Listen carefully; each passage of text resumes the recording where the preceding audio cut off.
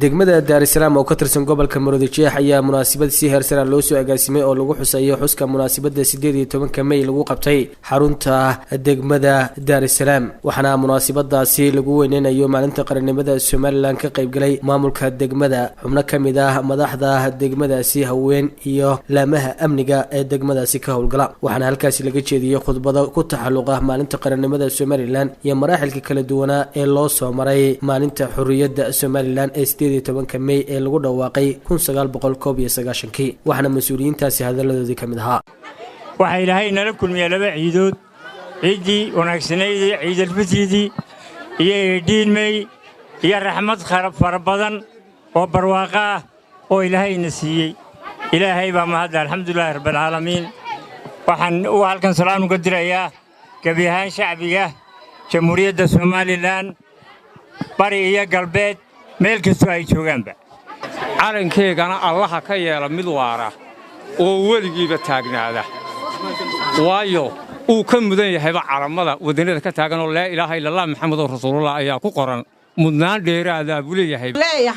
inaga oo dhibaato walba soo maray oo maanta dagaal soo maray oo wax walba laynagu sameeyay oo inu silic walba ka soo baxnay oo inu iskaafinay oo inu iskeenay oo inu maanta maxay hayday wixiiba ka mudnaynu ka sare uga kacnay meel walbana aynu maanta ka hilaacayno nin walibana inaga hooseeyo ninna aanu maanta inala sinnayn ilaahay idamkiisa waxaan ka rajaynayaa inaynu ixtiraafkana helo waanaynu helaynaa 18 May ayaynu dabaal degaynaa waxa weeyi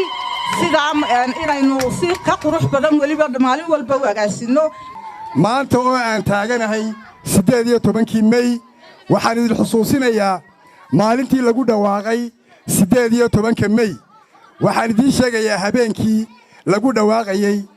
waxaan joogay goobtii lagaga dhawaaqay waxaan ahaa gaari suuga ridihii waxaan u riday 740 xabadood oo qoriga suuga la yahay ayaan habeenka riday waxaan idin sheegayaa waa xusuus igu qoran oo aanan imika ka wada sheekayn karin halkan dhibtii loo soo maray in badina ay og tahay waxaan idin sheegayaa maanta oo aad halkan wada joogtaan waxaa halkan u soo halgamay rag fara badan oo dhiigooda u daadiyey oo naftooda u huray oo ay israaceen qaar badan ubadkoodii maalkoodii daarahoodii iyo hooyooyinkood oo maanta wada goblana qaar badan ayaa jira waxaan idin leeyahay markaa inaa xejisataan nabadgelyada quruxda badan ee aa haysataan ee alxamdulillaah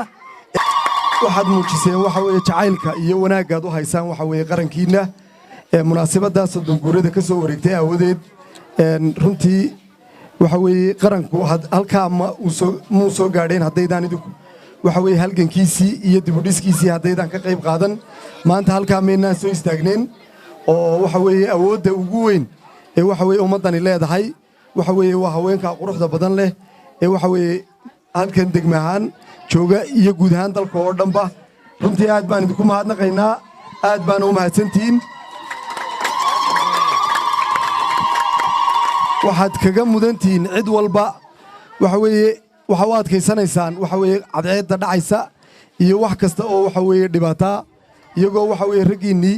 waxa weeye halganka ku jireen baa idinkuna waxa weeye barbar taagnaydeen sidoo kale maantana kuwa garab taagan ilaa iyo tukarraq kuwa inaga jooga waxa weeye waa idinka taakulada iyo waxa weeye wax walba la garab taagan aad baan idinku mahadnaqaynaa haween ahaan